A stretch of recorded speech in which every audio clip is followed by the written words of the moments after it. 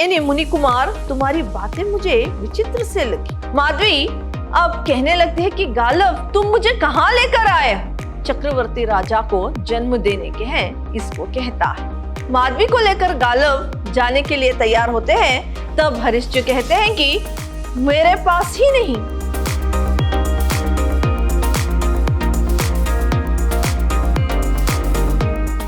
प्रणाम, मैं रिहानायस अति उत्तम विद्याश्रम की हिंदी प्रवक्ता। फोर्थ सेम के बीसीए के जितने भी विद्यार्थी हैं, जो आपको इस सेमेस्टर माधवी जो नाटक है, इसमें आगे क्या होता है अभी मैं आपको जानकारी दूंगी। माधवी को जब गालव क्या है ययाति के आश्रम से, यानी ययाति ने जब दान किया था, दान में माधवी को दे दिया था अपनी पुत्री को, तो ये दोनों क्या है जंगलों में, यानी जंगलों से होते हुए अश्वमेधी घोड़ों की खोज में निकलते हैं। इसी बीच इन दोनों में प्रेम हो जाता है। फिर वो क्या है गालव अपने वचन से विमुक्त होने की आशंका आ जाती है, तो आकाशवाणी होती है। फिर गालव अपने वचन पर फिर से अड़ जाता है।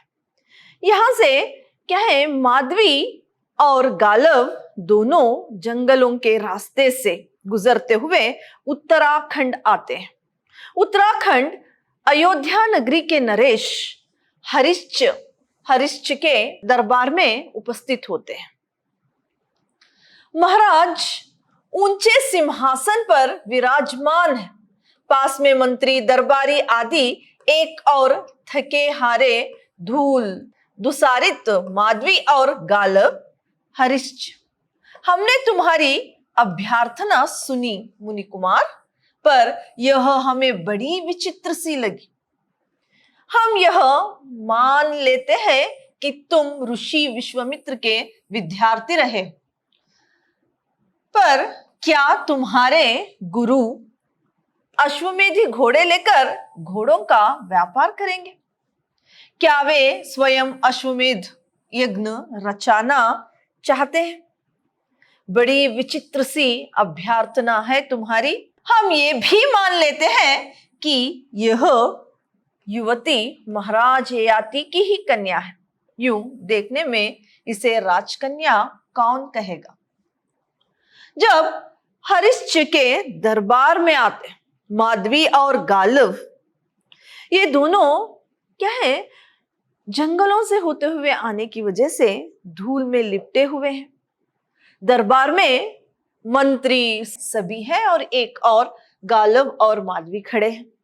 तब मुनि कुमार की बातें सुनकर, यानी गालव क्या है सारी बातें हरिश्च को बताता है, और तभी हरिश्च कहते हैं कि यानी मुनि कुमार, तुम्हारी बातें मुझे विचित्र से लगी, क्योंकि गुरु विश्वामित्र क्या घोड़ों को लेकर वो व्यापार करना चाहते हैं घोड़ों का?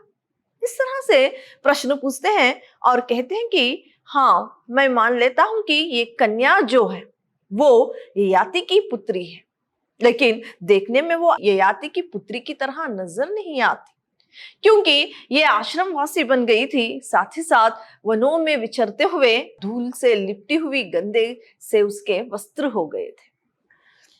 वेशभूषा से तो कोई भिलनी जान पड़ती है, पर हम यह कैसे मान ले कि यह ऐसे पुत्र को जन्म देगी जो चक्रवर्ती राजा बनेगा? केवल तुम्हारे कह देने पर ही हम कैसे तुम्हें अश्वमेधी घोड़े सौंप दे और इस युवती को अपने रानीवास में ले ले? क्या है कि मुनि कुमार जब कहता है कि ये जो माधवी है, इसके गर्भ से जन्म लेने वाला पुत्र चक्रवर्ती राजा बनेगा, तो हरिश्च जो अयोध्या के नरेश थे वो कहते हैं कि तुम जो कह रहे हो, तुम्हारी बात से हम कैसे मान ले कि ये चक्रवर्ती राजाओं को जन्म देगी? फिर वो बताएंगी, केवल यानी वो बता रहे हैं कि कैसे मैं तुम पर भरोसा करके अश्वमेधी घोड़े तुम्हें सौंप दूं।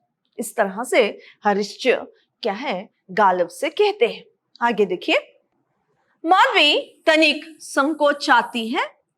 अब राजकुमारियों जैसा दर्प तुम्हें नहीं सुहाता। दान में दी हुई युवती में अक्कड़ किस बात की? यह तुम एक अभ्यर्थिनी बनकर आई हो, इधर सामने आओ। यानी जब हरिश्च माधवी को देखने लगते हैं तो वो कुछ शर्मा जाती है। तो हरिश्च कहते हैं कि तुम्हें महारानियों की तरह, यानी राजकन्याओं की जो लज्जा होती है, सब तुम्हें सुहाता नहीं, अब किस बात का है?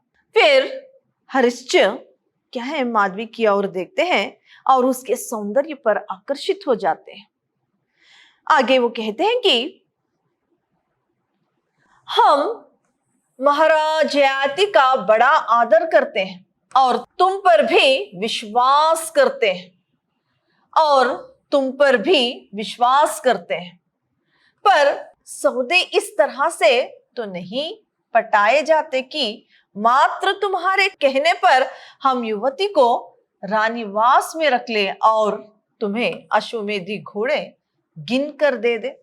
यहाँ पर फिर से हरिश्च कहता है कि हम मान लेते हैं कि ये जो माधवी है ये ययाति की पुत्री है, और सिर्फ तुम्हारे कहने से क्या है, हम ये नहीं मान लेंगे कि, यानी हम मान लेते हैं कि इसके गर्भ से यानी जन्म लेने वाला बच्चा चक्रवर्ती राजा बनेगा। फिर वो कहते हैं कि एकमात्र से कैसे हम इस पर भरोसा करें? तुम्हारे कहने से क्या ये चक्रवर्ती राजाओं को जन्म दे देगी? इस तरह से वो आशंका क्या है यहाँ पर करते हैं। इस तरह से यहाँ वो आशंका करते हैं और कहते हैं कि कैसे हम तुम्हारे बातों पर भरोसा करके अश्वमेधी घोड़े गिन कर दे दे। इस तरह से हरिश्च कहते हैं। फिर आगे गालव कोई उत्तर नहीं सूझता। कुछ रुककर महाराज आप स्वयं इसके लक्षणों की जांच करवा ले। जब नरेश, अयोध्या नरेश आशंका, यानी कैसे मैं मान लूं कि इसके गर्भ से उत्पन्न होने वाला पुत्र क्या है, चक्रवर्ती राजा बनेगा, जब इस तरह की आशंका उनके मन में होती है तो गालव कहते हैं कि आप चाहे तो यानी माधवी के अंगों की जांच करवा सकते हैं। गालव को इस तरह से कोई बात सूझती नहीं, वो कहते हैं कि इनके अंगों की जांच करवा लीजिए। जब कहते हैं तो फिर क्या है, महाराज अयोध्या नरेश राज ज्योतिष को बुलाने का आदेश देते हैं। कुछ देर के बाद राज ज्योतिष वहां पर उपस्थित होता है। राज ज्योतिष, महाराज की जय हो। हरिश्च आ गए, हम इस युवती के लक्षण जानना चाहते हैं। अच्छी तरह से जांच करके हमें बताइए, कुछ भी छिपाइएगा नहीं और बड़ा चढ़ाकर भी नहीं बताइएगा। जो आज्ञा महाराज। माधवी से इधर आओ युवती। देखिए यहाँ पर जब राज ज्योतिष्य आता है तो अयोध्या नरेश कहते हैं कि इस युवती के अंगों की जांच कीजिए और जो सही लक्षण बताते हैं उसी बात को कहिए, बड़ा चढ़ाकर नहीं कहिएगा। इस तरह से राज ज्योतिष्य से हरिश्च कहते हैं। तब यहाँ पर राज ज्योतिष्य जो है माधवी को इधर आने के लिए कहते हैं ताकि उसके अंगों की जांच कर सके। माधवी एक ऊंचे स्थान पर खड़ी हो जाती है। राज ज्योतिष्य अब उसके शरीर के अंगों की जांच करने लगते हैं। तो यहाँ पर क्या है, हर एक अंग का निरीक्षण करके राज ज्योतिष्य उसके लक्षणों की पहचान करने लगते हैं। तो माधवी यानी एक राजकन्या होने के बावजूद भी उसे यह अपमान सहना पड़ता है। ये एक युवती के, ये एक महिला के लिए क्या है, उसके अंगों की जांच जो है उसकी बेइज्जती से कम नहीं है। तो यहाँ पर उसके अंगों की जांच की जाती है। देखिए यहाँ पर नारी की सहन शक्ति कि उसके साथ इस तरह से दुर्व्यवहार होने के बावजूद भी विवशता में वो क्या है, अपने अंगों की जांच करवाती है। यहाँ पर मंच पर एक छोटी सी पीटिका पर खड़ा कर देता है। माधवी हत प्रवाह सी गालिब की ओर देखती है और पीठिका पर खड़ी हो जाती है। यह दृश्य प्रकाश वृत्ता में भी दिखाया जा सकता है। राजज्योतिष पीठिका के इर्द गिर्द घूमता हुआ माधवी को ऊपर से नीचे तक देखता है, फिर एक एक अंग का निरीक्षण करने लगता है। उसे अपना हाथ आगे की ओर बढ़ाने को कहता है, हाथ की उंगलियां, पैरों की उंगलियां देखता है, मुंह खोलने को कहता है। यहाँ पर जो राजज्योतिष है, माधवी को एक ऊंचे स्थान पर खड़ा करके उसके इर्द गिर्द घूमने लगते हैं, फिर उसके हर एक अंग को ताकते हुए अपना यानी माधवी का हाथ आगे बढ़ाने के लिए कहते हैं। उसकी उंगलियां, पैरों की उंगलियां, सारे उनके यानी शरीर के अंगों को क्या है, राजज्योतिष देखने लगते हैं। राजज्योतिष आगे आता है। राजज्योतिष से कहिए क्या पता चला।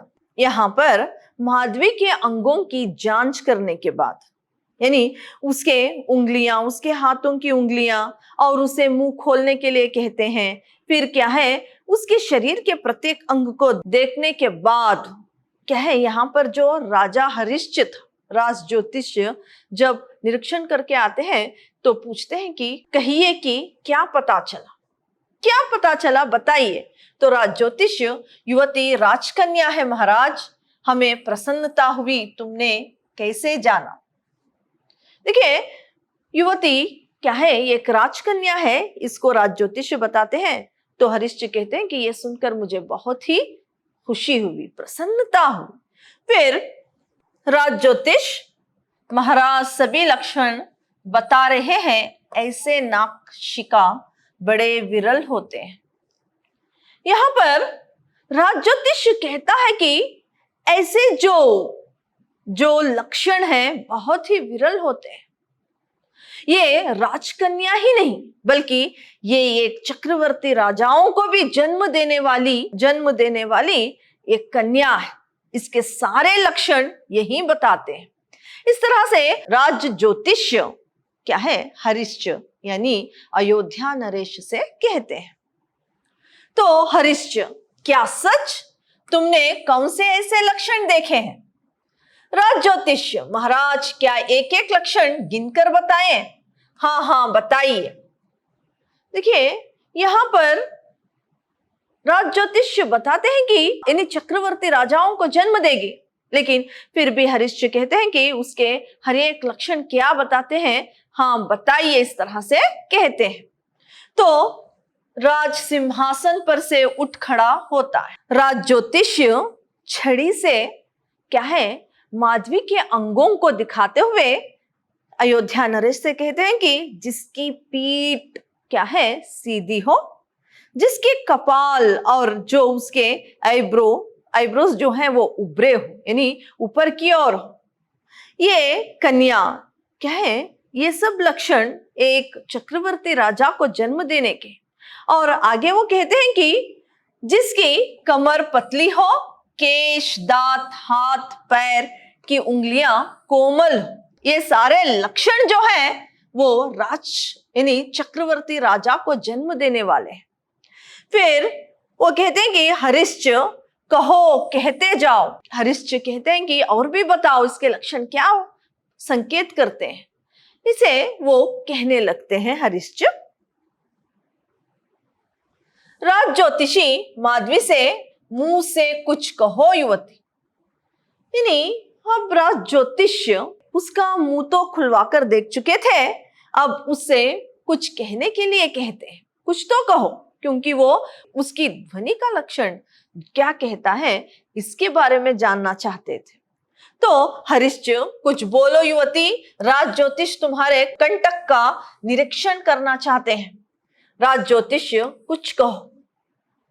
फिर माधवी क्या है, माधवी को कुछ बोलने के लिए हरिश्च और राज ज्योतिष दोनों कहते हैं।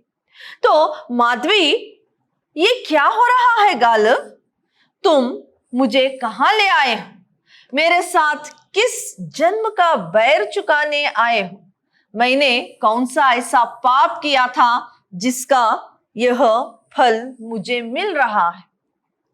माधवी अब कहने लगती है कि गालव, तुम मुझे कहां लेकर आए हो? और फिर वो कहती है कि कहां लेकर आए हो मुझे? ये किस जन्म का मुझसे बदला ले रहे हो? ये मेरे साथ क्या हो रहा है? इस तरह से वो क्या है, दुविधा में पड़ जाती है माधवी। फिर राज ज्योतिष्य कंठ स्वर गंभीर है। महाराज, जिस युवती का कंठ स्वर गंभीर हो, नाभि गहरी हो, स्वभाव स्थिर और गंभीर हो। यहां पर फिर से उसके कंठ की आवाज को, उसकी आवाज को सुनकर कहते हैं कि जिसके कंठ जो है वो, जिसका कंठ जो गंभीर हो और नाभि गहरी। फिर वो आगे कहते हैं कि स्वभाव स्थिर और गंभीर हो। ये सारे लक्षण चक्रवर्ती राजा को जन्म देने के हैं। तो यहां पर माधवी से मुंह खोलो युवती। माधवी मुंह खोल देती है। राज ज्योतिष्य मुंह के अंदर झांक कर देखता है। तालु, जीभ और होंठ लाल हो। यहां पर फिर से माधवी को मुंह खोलने के लिए कहा जाता है। माधवी मुंह खोलती है। जिसके क्या है, होंठ, जिसके होंठ और जीभ तालु लाल हो, ये भी क्या है, लक्षण चक्रवर्ती राजा को जन्म देने के हैं, इसको कहता है। फिर माधवी से हथेलियां खोलो।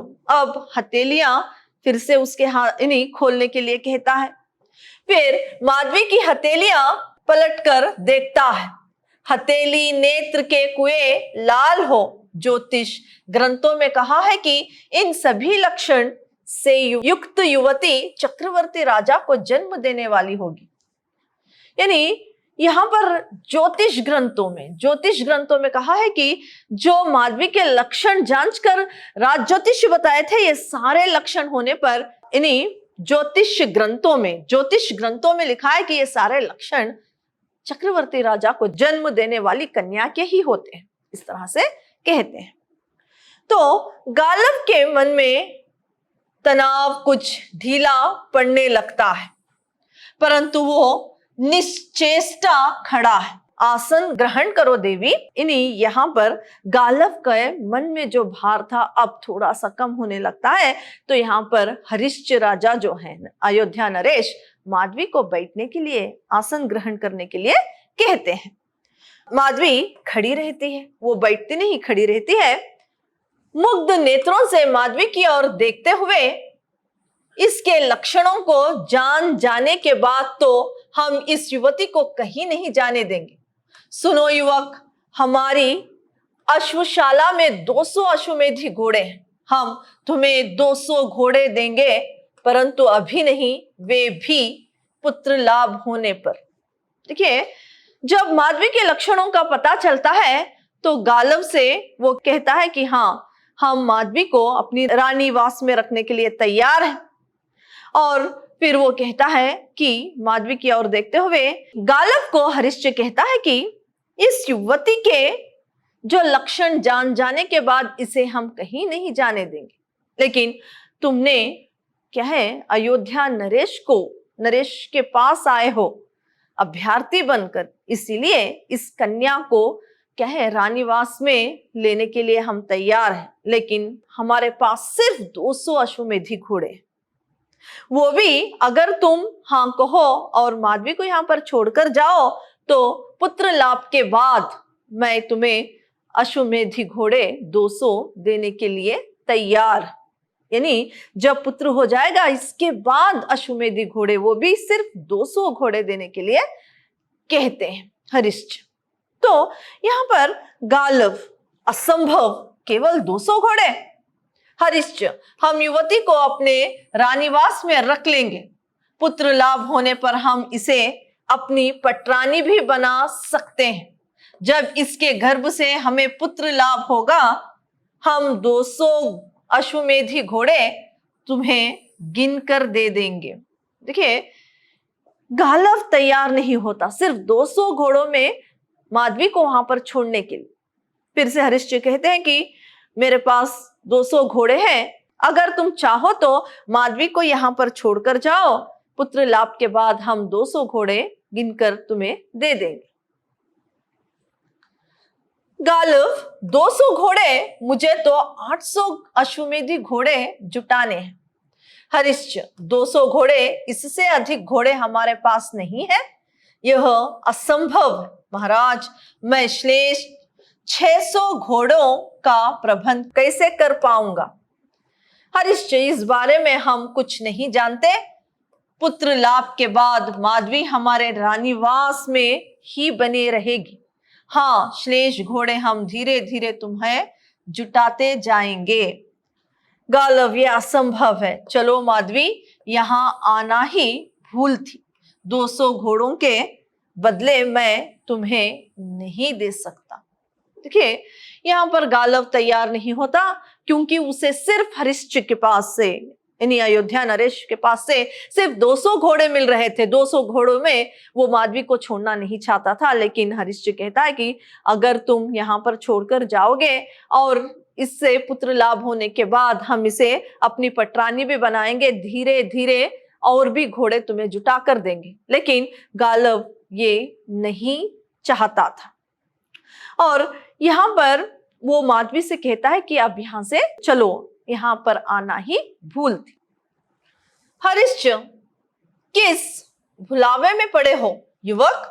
आर्यवत में किसी राजा के पास तुम्हें 800 घोड़े नहीं मिलेंगे।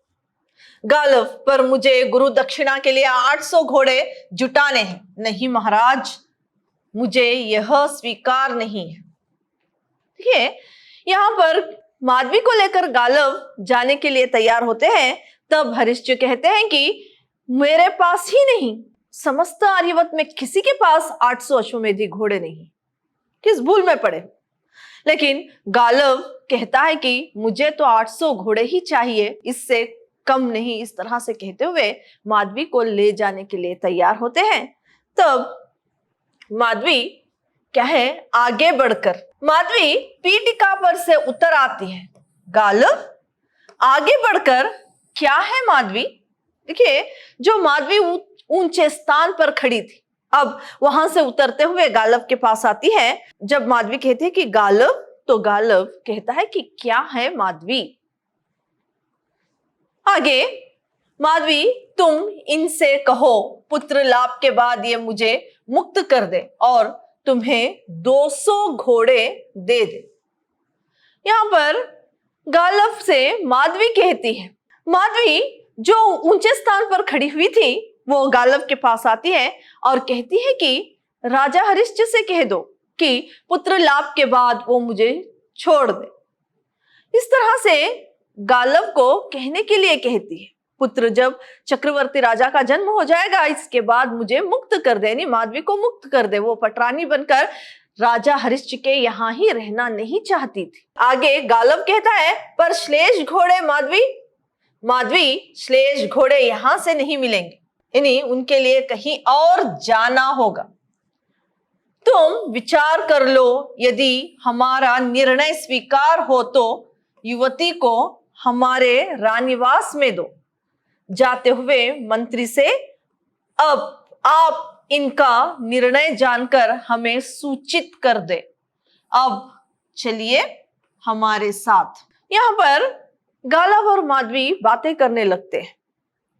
माधवी कहती है कि पुत्र लाभ के बाद मैं यहां से, यानी मुझे मुक्त करने के लिए राजा से कह दो, फिर हम इकट्ठा किसी और राजा के पास जो अश्वमेधी घोड़े हैं उसकी खोज में जाएंगे।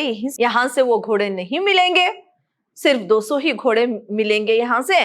तो गालव क्या है, किसी और राजा के पास जाने की बात सुनकर वो क्या है, दुविधा में पड़ जाता है। तो यहाँ हरिश्च जो राजा है वो कहता है कि तुम दोनों आपस में बातें करके क्या सुझाव है मुझे बता देना, और मंत्री से कहते हैं कि इत्तला करो कि इनका क्या निर्णय होगा, अब यहाँ से हम चलेंगे। ऐसे बोलकर राजा चले जाते हैं। राजमंत्री, राज ज्योतिष आदि का प्रस्थान। मंच पर गालव और माधवी अकेले रह जाते हैं। माधवी, तुम स्थिति को समझो। गालव, पुत्र लाभ होने पर मैं मुक्त हो जाऊंगी। हम दोनों स्वतंत्र होंगे। यदि श्लेष घोड़ों के लिए भी अन्य राजाओं के रानीवास में रहना पड़ा तो अंत में मैं मुक्त हो जाऊंगी। यही ठीक है। तुम राजा का सुझाव मान जाओ। इस तरह किसी दिन हम दोनों मुक्त हो जाएंगे। तुम्हारी गुरु दक्षिणा भी पूरी हो जाएगी और हम जहां चाहे जा सकेंगे। मंत्री और राजज्योतिष भी वहां से चले जाते हैं। इसके बाद गालव से माधवी कहती है कि हाँ, राजा का सुझाव जो है उसे मान लो और मुझे यहाँ पर रानीवास में छोड़कर चले जाओ। पुत्र लाभ होने के बाद मैं मुक्त हो जाऊंगी और भी घोड़ों के लिए दूसरे राजाओं के पास जाएंगे जब तुम्हारी गुरु दक्षिणा पूरी हो जाएगी। यानी 800 घोड़े, अश्वमेधी घोड़े विश्वामित्र को पहुंच जाएंगे। तुम तुम्हारे वचन से मुक्त हो जाओगे और मैं भी स्वतंत्र हो जाऊंगी। फिर हम दोनों इकट्ठा रहेंगे। इस तरह से माधवी गालव से कहती है। गालव, माधवी तुम क्या कह रही हो? इसमें तो बरसों लग जाएंगे। इस तरह मैं कब ऋण मुक्त हो पाऊंगा और तुम्हें ना जाने किस किस राजा के रानीवास में रहना पड़ेगा। माधवी, तुम मेरी चिंता नहीं करो। गालव, और कोई विकल्प नहीं है। मुक्ति का एक यही रास्ता है, मुक्ति का भी और तुम्हारी प्रतिज्ञा पूर्ति का भी। पर माधवी, फिर गालव को समझाती है माधवी कि तुम्हारी प्रतिज्ञा पूरी होने का एक ही मात्र ये क्या है, जो इसने जो निर्णय लिया था वही सही है। एकमात्र ये रास्ता है तुम्हारी मुक्ति का भी। और कुछ बरसों के बाद, यानी जब वो 800 घोड़ों के लिए किसी और राजा के पास जाकर चक्रवर्ती राजाओं को जन्म देगी, इसके बाद एक ना एक दिन वो मुक्त भी हो जाएगी और क्या है, गालव की प्रतिज्ञा भी पूरी हो जाएगी। इस तरह से माधवी गालव को समझाती है। तो गालव, ये क्या कह रही हो माधवी? इस तरह से माधवी से पूछते हैं। चिंता नहीं करो गालव, क्या तुम भूल गए? मुझे चिर कौमार्य का वर प्राप्त है। क्या माधवी? मुझे एक बार एक ब्रह्मचारी ने वर दिया है। कैसा वर? चिर कौमार्य का वर। मैं पुत्र जन्म के बाद अनुष्ठान करने पर फिर वैसी हो सकती हूँ। फिर से पहले जैसा यौवन ग्रहण कर लूंगी। मेरे शरीर में कोई अंतर नहीं आएगा। चिंता नहीं करो, यह समय शीघ्र ही बीत जाएगा। मुझे लगता है सचमुच एक दिन हम स्वतंत्र होंगे। माधवी, जो इसके लिए वर प्राप्त था वो भी बताती है कि तुम चिंता मत करो, यही सुझाव ठीक है। मुझे रानीवास में छोड़कर चले जाओ और ये भी कहे कुछ सालों बाद मैं भी मुक्त हो जाऊंगी। हम दोनों फिर से इकट्ठा हो जाएंगे। फिर वो कहती है कि मुझे जो चिर कौमार्य का जो वर प्राप्त है, इससे मैं फिर से, मेरे अंगों में कोई अंतर नहीं आएगा। फिर से मैं जो अनुष्ठान करके, यानी बच्चे को जन्म देने के बाद फिर से अनुष्ठान करके मैं फिर से यौवन में आ सकती हूँ। तुम चिंता मत करो। इस तरह से गालव को समझाती है। फिर मंत्री का प्रवेश होता है। मंत्री, आपने क्या निर्णय किया है? माधवी, हमें महाराज का प्रस्ताव स्वीकार है, तो देवी अंतःपुर में प्रवेश करो। फिर मंत्री वहां पर आते हैं और दोनों से क्या निर्णय किया इसके बारे में पूछते हैं। तो माधवी कहती है कि राजा का प्रस्ताव हमें स्वीकार है। तो क्या है, मंत्री थाली पीटते ही वहां पर बंधु फिर माधवी पर क्या है, दुपट्टा यानी राज दुपट्टा डाला जाता है। फिर उस पर छोटा सा एक मुकुट पहनाते हुए ले जाने के लिए तैयार होते हैं। तभी माधवी, ये कैसा नाटक खेला जाने लगा है? गालव, मुझे लगता है मैं अंतःपुर में नहीं किसी कारावास में जा रही हूं, पर ये समय कट जाएगा। मैं एक एक दिन गिनूंगी गालव, ना जाने फिर हम कब मिलेंगे। तुम अपना ध्यान रखना गालव, मेरी चिंता नहीं करना। मुझे याद रखना गालव, भूल नहीं जाना। देखिए, फिर जब उसे दो बांदियां वस्त्र पहनाकर, यानी सर पर से दुपट्टा डालकर, राजवस्त्र पहनाकर, छोटा सा मुकुट रखकर ले जाने के लिए तैयार होते हैं अंतपुर में, तब गालव से माधवी कहते हैं कि ये कैसा खेल मेरे साथ खेला जा रहा है। मुझे ऐसे लग रहा है कि मैं कारावास में जा रही, ना कि मैं राजमहल के अंदर प्रवेश कर रही हूं। फिर कहती है कि हाँ, ये समय क्या है, बीत जाएगा, मैं हर एक दिन गिनते हुए यहां पर काटूंगी। इस तरह से कहते हुए माधवी गालव की ओर देखती है और दो बांदियां क्या है, माधवी को अंतपुर में ले जाते हैं। यहां तक आपका जो पहले अंक का तीसरा दृश्य है अंत होता है। अगले सेशन में मैं आपको दूसरे अंक का जो पहला दृश्य है इसके बारे में जानकारी दूंगी। धन्यवाद।